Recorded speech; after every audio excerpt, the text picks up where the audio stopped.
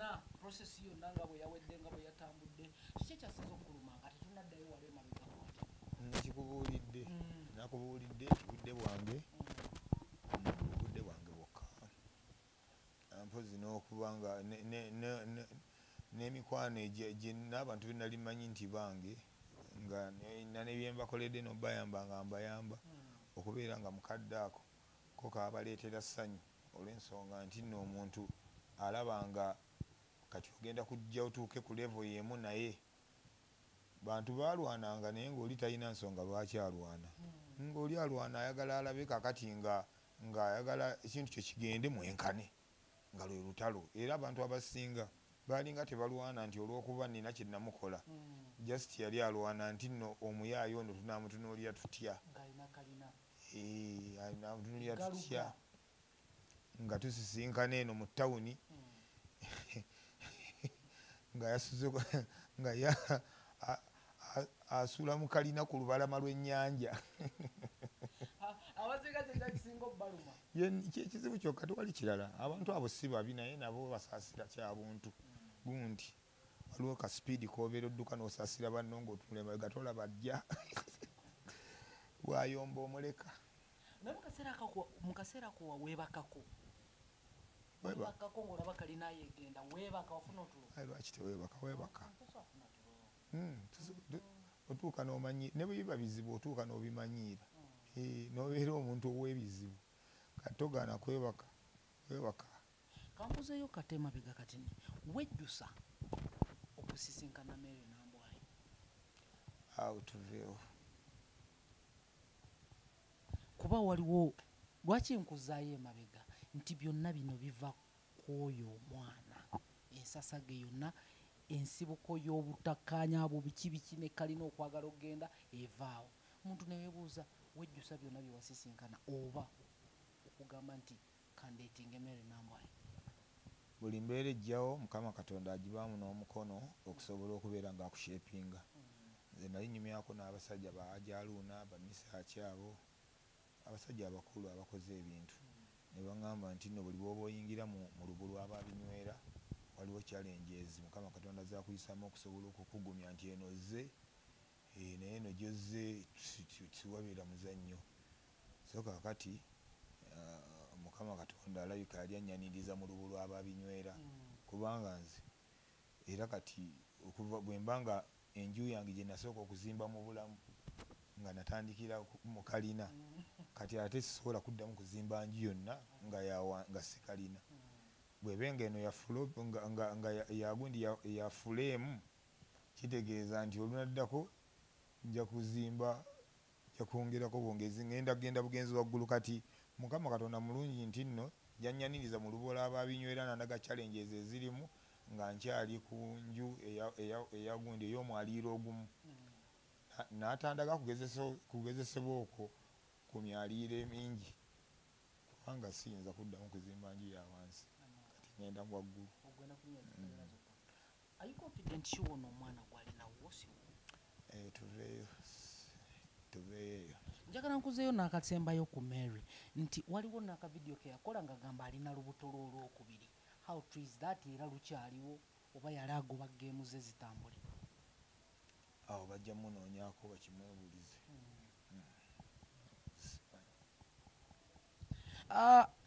Fifi the Queen akwagaza ki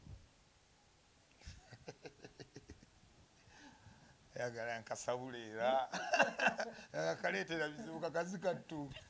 kubanga nze nina omukisa nti nno ndi buli muntu amanyi nga nyongeddemu n'amaanyi waliwo omuntu gw'osandabula n'akuwoomera kakati ebikompola bye namuleetera byampoomera kubanga last year manyi 2024 nina geemu gye nazannya neebuzaabuza nnyo abantu nasalawo ne ŋŋamba nti nno let me play it silent nensirika nze nembeeraawo n'ebigambo nga nze nsirise ekikulusuuna tayogera ekikulusuuna mukusirise nnyo nendyoka nkulabira obukuukulu bw'abantu ono n'ava eno n'agira ono n'agira nga buli eyakayiga buli yakagula ka kamera buli ayina akasimu buli ayina akasitandi ayagala okuyiga amawulire ng'ayigira ku mboozi ya Suuna Beni nga nsirise naye muganda wange 2025 nagenda nembalagakoko ku saidi yange endala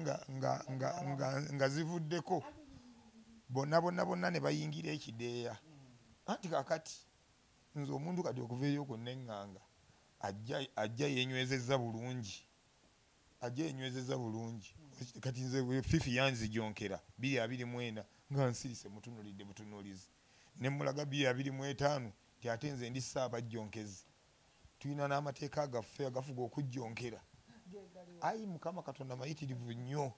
okuba omuntu mpaka ku mulwanyi asembayo olina okumakinga sure nti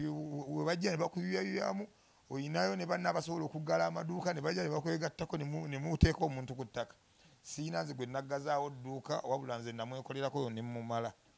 kubanga nze omulaba oyo yammanyira nampowogganira n'ayogera ebintu ebitategeerekeka n'atuuka okudumira abantu bannange mugende Masaka mukube kannyina kati nga maama bamukubira ki kati nga maama okubira ki maama ng'omulanga ki kuzaala mwana n'akola ebintu bye nga kyolanga maama wange mugende Masaka mukube nnyina omulanga ekyo maama okuzaala omwana we n'akola ebibye kati n'awoogana n'ensirika nange bwe nafunamu ogundi akaaganya neŋŋamba nti kati kamusumululira ntegeere ate ekituuka nze mutegeera nnyo ate mumanyi nnyo nga n'emboozi muyinako mpitirivu nnyo era yayambibwa n'asirika era sirikiranga ddala ekyo kyewakola kikolwa kirungi nnyo mwana ow'obuwala weesirikire totinkuula lutalo ffe bannamasaka n'amaduuka tugaggala ne tulwanirako bannaffe okitegeera nduuzi mukimanyi enwana y'abannamasaka temwagirabyeko buli omu awummuza ebibyo ku kikwatagana ne munnamasaka kaakati wakola bulungi nnyo waliyo n'abakyala abalala abaali batandise okuvaayo boogerayogera batategeera bonna nengenda nga mbaloozaako bulooza ekirungi ne bakkakkana ne basirika so n'olw'ensonga eyo nina sayidi yange endala onzijonkera omanyi nti nno nange mmanyi okutuuka n'enkoowa onyigiriza nnyo ku kisenge naye bwenkoowa oyinza okuzibikira waliwo omuntu nga n'erinnya lya Suuna atya n'okulyogera naye nga yanzijonkera ne muviirayo bubi nnyo era natunulidde gundi natunulidde Nalongo Kitone nenfe enseko lwakuba Nalongo Kitone omulaba mukwano gwange naye nga bwe nabagamba nti nno okulya kuno enjala nga yakulumye ekuleetera ebizibu ekigaati kati ntulira Nalongo Kitone nga kyekimulakira omwana mukwano gwange oyo nze nina abantu mikwano gyange bendwawo okwogera nabo naye nga abamunnange kakati nalabaga Nalongo nenseka nenga neyamaanyi g'ekigaati kino yalidde kyotiroofu kibofulo kiki kaswa waliyo kabiswa waliwo ekindazi kye bayitanga kikaswa kyabanga kinene naye nga okukimalawo naye nga kale nno byebyo naye nga mu byonna twebaza Mukama Katonda nti buli kimu kyawedde nendabako ne ku bantu nga batyooka nenga bino bibeewo mbalabi mukugwa document yafulumya yabadde eraga nti ogenda kuzimbirako Mary era tutangaaze kituufu kino ekintu izitro ogenda muzimbirako oba bakikoze just blackmailing abantu ebyo kati ezimu ku nsonga zenjagala mumwebuuzeeko ye ng'omuntu munoonyeko mubuuze naye nga nalabye ekiwandiiko mbu agenda muzimbira miliyoni 7 mulekwa enfuuzi waliwo ebintu amateeka agafuga enfuuzi kati amateeka constitution efuga enfuuzi mukyala Kayondo ali Magombe ateredde akyali apukaminga emagombe nawulira mbu ate ekitabani kyendese kiri eno ekifuuzi kiri bulala kimukwetala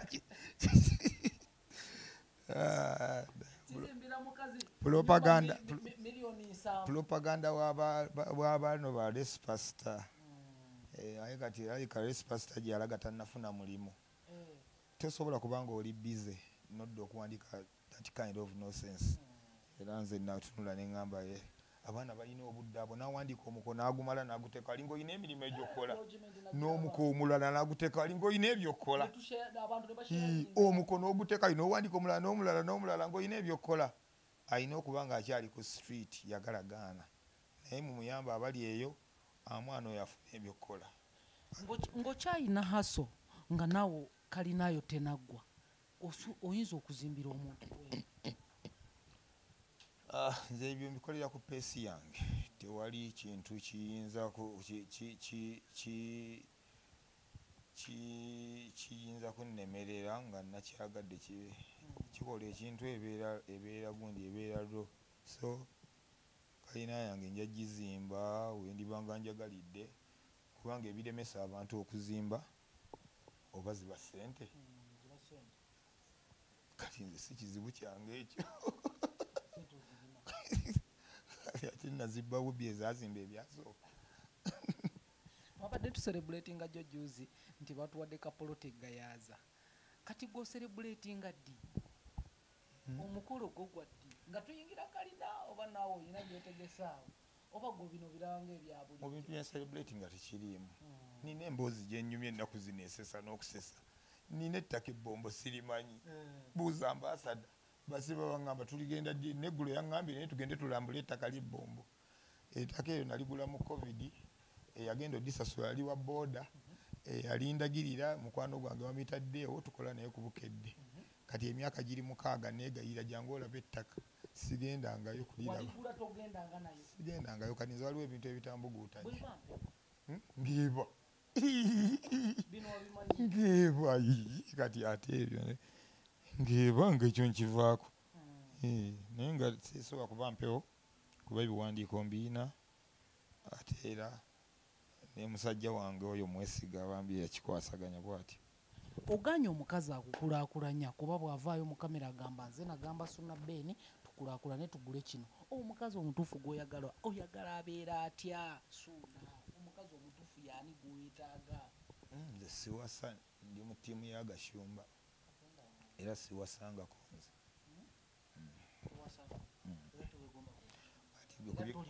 kumbeera egenda mu maaso kikigwa ekikusikiriza okuwasa okugamba mbu kakati nsinziira kuno okuwasa buli lukya abakazi bakola ebintu ebigenda mu maaso n'okukanga emitima gy'abasajja okuwasa kati nga ntandikirawo sirina appetite ewasa kubanga nginoonya sigiraba nange naalibadde njagala naye twagala kunoonya twagala kusooka tufune ebintu ebitusikiriza naye sinakifuna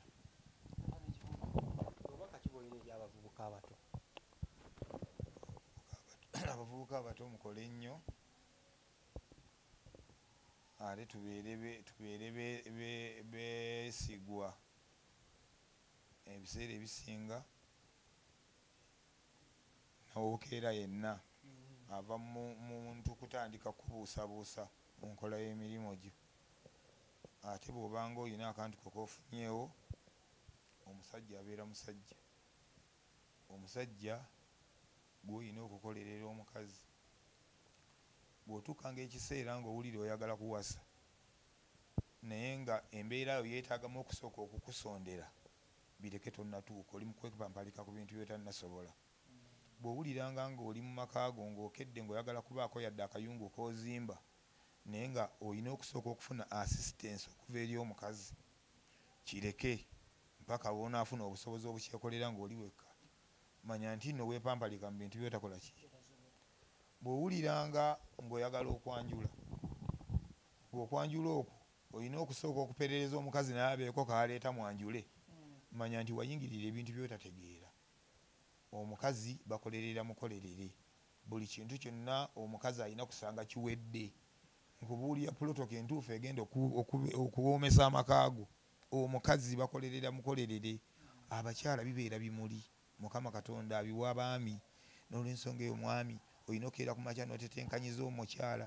newaba nga omukyala akola akasente akake kakole ku bizibu bye nabeewaabwe tokkiriza mukazi yadde eggula kikopo yadde ejjiiko mu nju oba owulira ng'oyagala emirembe okitegeera musajja gwe bwebwo obubaka bwendi mu kuwa abavubuka bw'obanga owuliranga emmandwa ekugamba mbu wasa ng'okimanyi nti buli kintu kyonna olina okukikola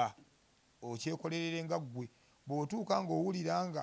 ebintu by'okola mbu weetaagako assistance y'omukazi banange mami olinamu awo ebiri oginyongerereko wano tuweze 5 tugule ekijiiko ng'omanya nti toli musajja kimala omusajja ekimala olinda n'ogula ekintu ng'oli wekka okitegeera obanga tonnatuuka kukisobola ebintu by'okuwasa biveeko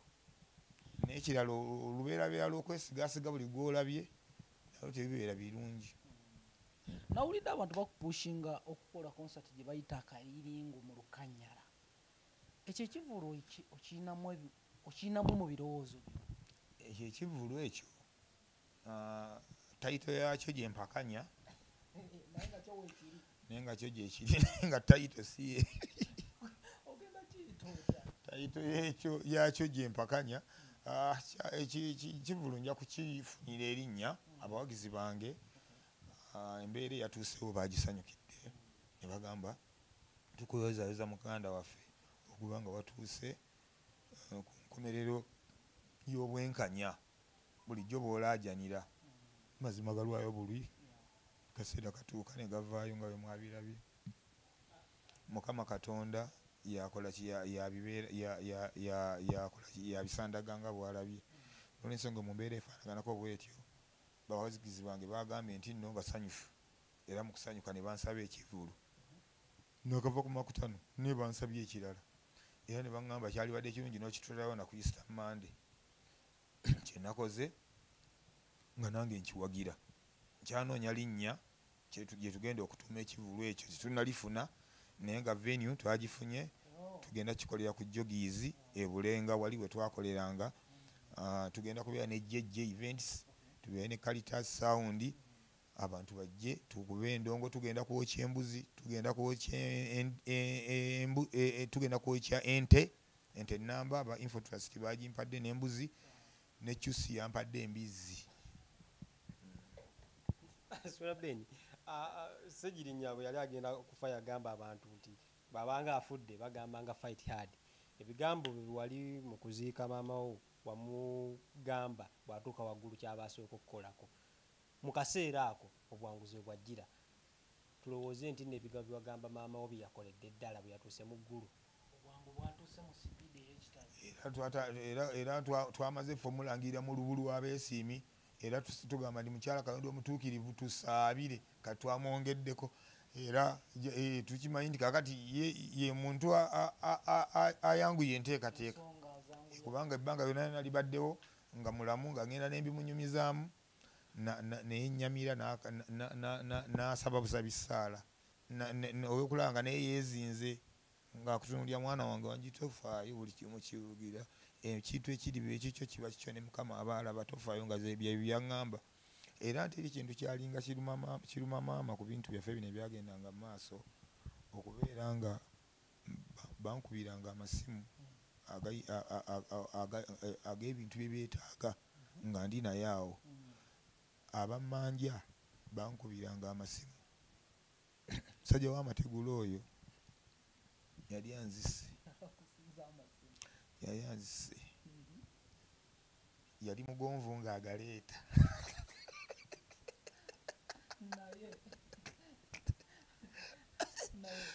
yali mugonvu ng'agaleeta ne begamala okulinnyako gati n'atabuka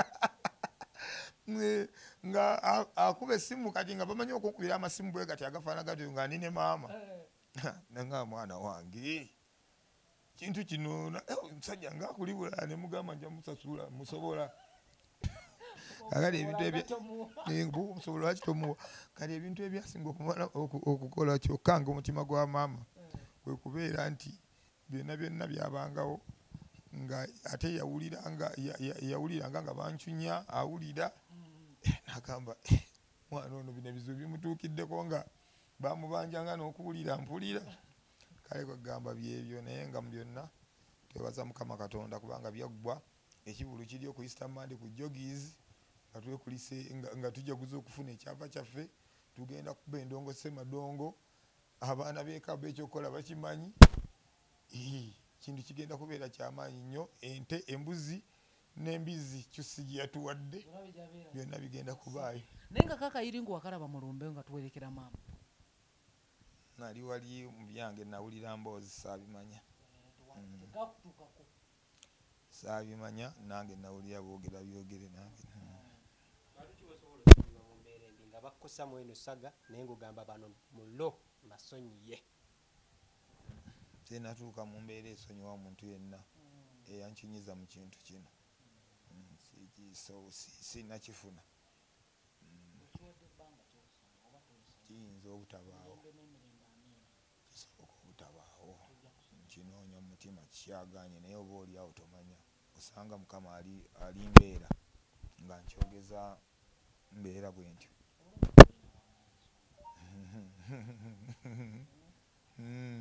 nze buli muntu akimbuuza buli muntu akimbuuza mugamba bugambi nti nno kusabira busabizi kikutuukeko omanye embeera gye nali mpitamu kyo kyokka kye ŋŋamba abantu watulako ku mannya agaali emabega wa kino era bwemanyi nobwe muyitako oyo making sure nti ne driver tukyuse kuba eddala kuba fifi yetumumanyi kubalala mwabalabanga era bakubanga emmundu naye ngaakimanyi nti nno amasasi atokosa ga bulimba mwabalabanga era mbamanyi era mbasanga abamu mbasekera abalala bansanga oli bakusanga yatandika emboozi muganda wange kulika naye ebintu byansobera nenoonya wembitandikira newabula naye nga alimba ng'owalaba nga alimba kubanga wabawo olwobeera mu kaseera akazibu ng'oyagalayo wakiri ekigambo kya munywanyiwo wakiri ekigambo bugambo ng'osobola okuzibirizaako olunaku noonoonyayoko ku munna ali ku sayidi yo n'ogamba nti wakiri bwe nawulirayo ku kigambo kye naazibizaawo olunaku waliwo abasalawo okusirika naye nga kyasirikidde nze mu mutima gwange ate nkimanye nga eyo nno ebityo naye sijja kweyambisa mbeera eno kujajinga bantu wabula nze nagijjemu bujja kyakuyiga era Mukama nkwebaza olw'embeera eno gye nayiseemu nti enjigiriza bingi nnyo ngenda kubeera omusajja ow'amaanyi emmekete kuba nange kati nina emboozi ey'okunyumya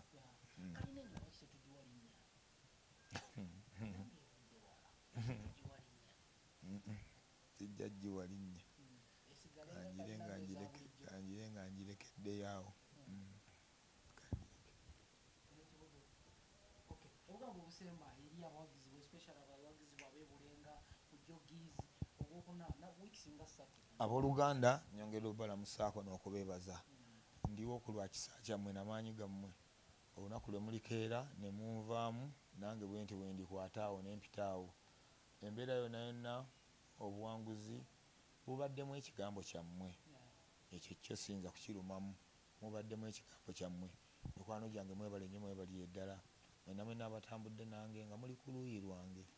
nga mukimanyidde ddala wase yange mumanyi sonabye nkyasobola okukola nekyatasobola mwebale nnyo mwebaliye ddala baganda bange ekivulu kye mwansabe tukole nakikkiriza tugenda kukikola bategekedde bulungi nnyo mujje ennaku zo mujje ku Easter Monday tugenda kubeera ku Jogies sigenda kutimba sigenda kuba baana sina kyengenda kukola neki wabula nkakasa bukakasa nti mmwe mujja kujjula byeyimu nno ku bintu ebiruma abantu ebyo nze beebuuza nti akasajja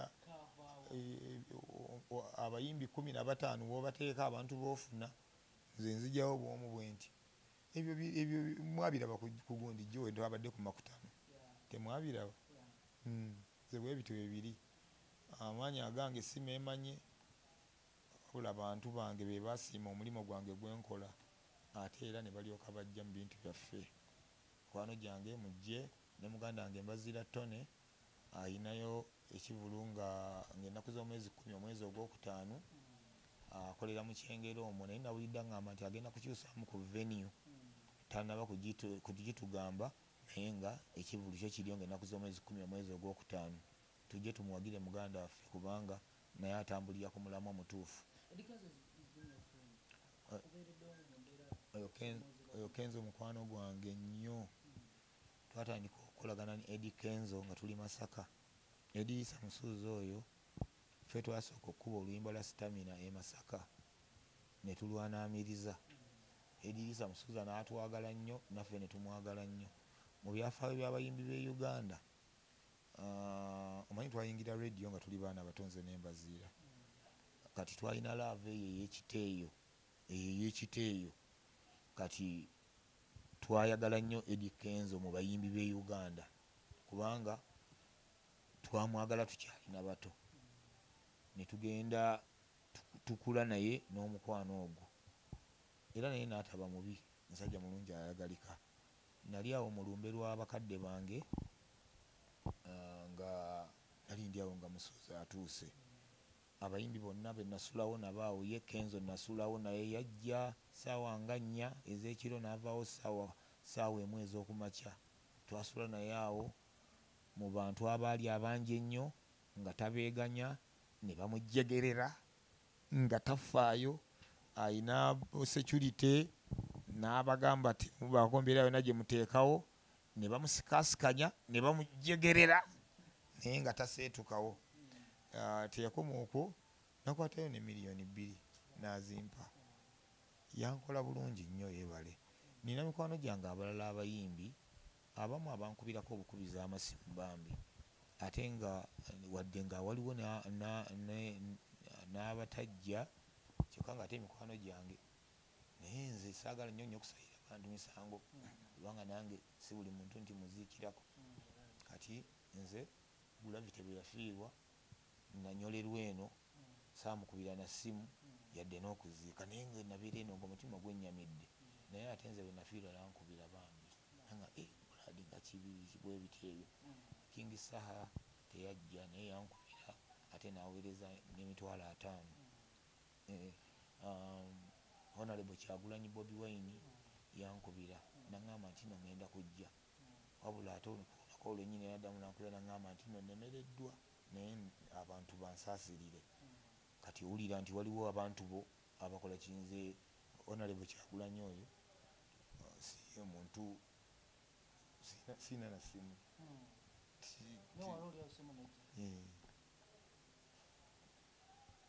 nenjogera naye, tusisinkana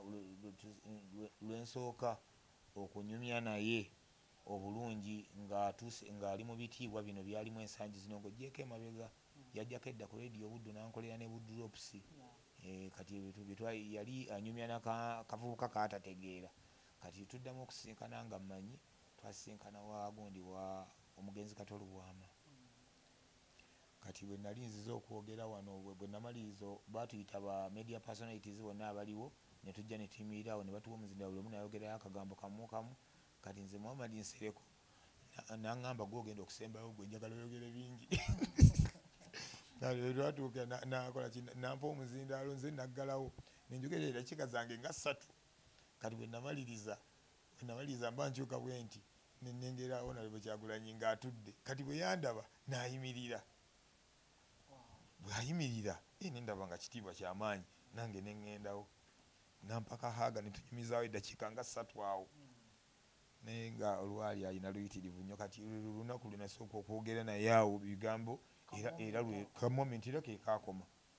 Kakati naye ku lumbe lwaffe neewuunya nnyo okubanga yankubira essimu. Kyansanyusa nnyo, waliyo abantu abalungi, abayimbi abankubira bangi. Muganda wange Lili Pazo naye yajja ne tubeerawo naye, n'abayimbi abalala. Waliyo abaana abajja nga simanyi nti asobola okubeera mukwano gw'okutuuka okujja ne kulumba akusuze. Baana ne bajjira ddala, abantu bannakatemba baani, abaana bajja ba media personalities ab'enjawulo. Kyali kiyitirivu nnyo. Olumbe lwa mukyala Kantu lwali lw'amaanyi. Kantwale omukisa guno okubakulisayo baganda bange. Mwebale okunziikirako. Abantu tebaziikirako bantu bannange, mwamperekerako. musanyufuko maama wange. Ekimu ku bintu ebyansanyusa nti maama wange yagenda musanyufu kubanga mu bimu ku bintu bye nnali neeyama okukola mu nsi eno kwe kusanyusa mukadde wange. Naawe bw'obanga oli eyo ng'olinamu ku buvumu obusobola okusanyusa ku mukadde omusanyusa, ne bw'obanga tolina kasente tetenkanya omuntu anaagaba talinda kufuna kinene, wabula otandika n'ako akatono k'oba olina n'ogabirako ku banno oba n'oyamba. Olaba oyamba omuntu omulala n'ate mukadde we yakwata ekitooke n'akusindika n'akukuza. Bakadde baffe tubaagale. Nze nina emirembe mu mutima olwaleero olw'ensonga nti mmanyi nti maama wange yagenda musanyufu. Nina eddoboozi lye nawulira nga maama amaze okugenda ali yampeereza voice note nga saagiwulira. Omukazi yali nga nsiibula, yayogera ebigambo nga mwana wange weebale kunjagala, mwana wange weebale kundabirira, nkwambaddemu engoye olinga omuwala. Saagiwulira nagiwulira wayiseewo ennaku 3 ng'afudde. Naŋŋamba nkwambaddemu n'engoye ze ssambadde mu bawala kubanga abantu bandeetera ebintu. Olaba nga maama wabasudde engeri abantu gye bamuserebulatingamu, engeri gye badde baserebulatingamu mukyala Kayondo. Nze mbadde ntuula ewa maama awo abantu nga bayitawo mu kkubo abali ku bimotoka waggulu, mukyala Kayondo, ababoodaboda, mukyala Kayondo, abatawogedde ogw'okujja nga oli nga vuvuma awo kwa mukyala awo masuuna awo ngamba omanyi okubanga buli kaseera buli muntu ayita mu kkubo alina ekigambo kyayogera ku lw'ewaka. Kale mbeebaza mikwano gyange ku lwa maama wange. Maama yagenda naye omutima gwange mumativu. Gwamatira lwaki? Gwamatira lwa nsonga emu nti yagenda musanyufu. Waliwo omwami yafa bamuyita Dickson Sseŋŋonzi, yanzija mu Kajjuki n'antwala ku leediyo, nanyingiza mu leediyo. Dickson oyo ne mwagala nnyo kubanga ye yannuŋŋamiza obulamu bw'ensi. Nze nali mu Kajjuki n'antwala ku leediyo Equator, be nasangayo ne boogera ebigambo, lwaki otuleetedde wano obwana bwa Kajjuki? Dickson n'agamba mukawe eccansi osanga kanaakola. Mukama n'annyamba ne ntuuka ku muzindaalo ne ngenda nkola ebintu eby'amaanyi ensi n'ebyagala. Kaakati ensi bw'ebyagala ne mbeera awo nga buli kaseera njagala okusiima Dickson naye nga ngamba nti kaninde lwe ndifuna ssente. Naye nga tenabeerabeerangawo n'obusente bwange obutiini bwe nalondereranga obutiinitiini obwo akakaaga kange 7 nga mbeera nako mu nsawo tekabulamu. Naye nga okukagattagatta ne mbaako engeri gye nsiimangamu Dickson mu mbeera yange empolampola. Wabula nga sinnaba kutuukayo yonna nasiimanga Dickson n'omumwa. Buli waayitangawo wiikisi 2 namunoonyanga ne mugamba mwami Dickson wangi naye anziza kye wankolera. Siina ssente naye nasiima kye wankolera, wanzija wala okunzija mu Kajjuki n'ontwala mu leediyo ne nfuukirayo ne nvumbavumbira eyo. Dickson bw'aŋŋamba tofaayo weebale. Kati Dickson nga bw'abeera agamba omwana oyo asiima nnyo n'owulira ng'akutamye n'okutama, asiima nnyo. Kati toneebaza. Kakati Dickson nensigala okubanga buli muntu asanga n'aŋŋamba nange Dickson gy'ali ne nga gy'ali, naye bw'obanga naawe omulabyeko omuneebalizangako nnyo omugambe kye yankolera nsiima. Dickson mu bulamu bwange namugulirayo peya y'engatto yali emu kubanga obusobozi bwe nali nina ebiseera ebyo, naye Dickson yagenda mu mativu mu mutima gwe. Neebaza Dickson, nasiima Dickson buli we namusanganga nga taata gyebale mukama wange siireerabira kye wankolera nga tofaayo. Ne bwe najja e Kampala, nagenda okujja e Kampala, najja embeera nkyagatirira ngattirire. Naye interview gye nasooka okukola nasiimiramu Dickson emirundi ng'ena n'agiraba n'ankubira essimu ng'akaaba nangaayi mwana wange ng'okikoze kwegamba kyekyo. Ne bw'obanga tolina kye waasobodde kufuna mu bulamu, waakiri siimisa omuntu oyo alina kye yakuyamba omumwa. Ne bw'aba mukaddewo waakiri gendayo omulambule mugambe maama mukadde wange nkuuse kanuula okujja wano, naye nzize nkulambuleko maama oli otya sinnafuna, naye essaala zayinza okusabira tozimanyi. Naye ngezezzaako nnyo, nkoze buli ekisoboka, nange ne mpulira nga omutima wange mumativu kuba maama wange afudde talina kyajula mu bulamu. Mukama Katonda amuwummuze mirembe. Mikwano gyange